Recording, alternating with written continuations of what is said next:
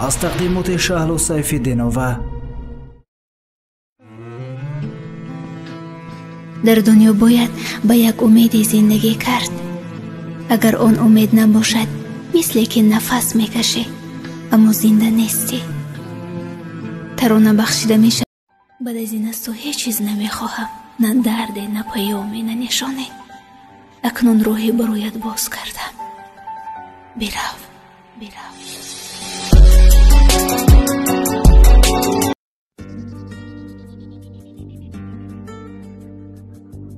زندگی کن برای خودت.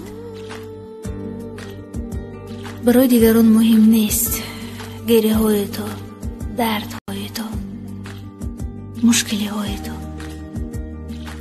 زندگی همین است. گاهی عاشق می شوی، بگوی درد سخت است.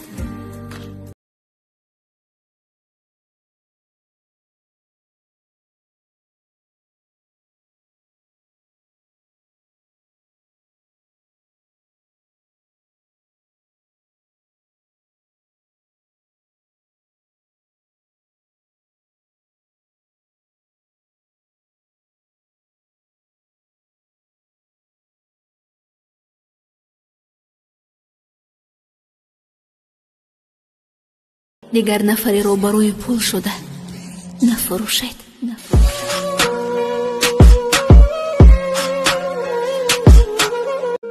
بهترین ترانه قصه ها در پرتر شهلا سیف‌الدین‌آور.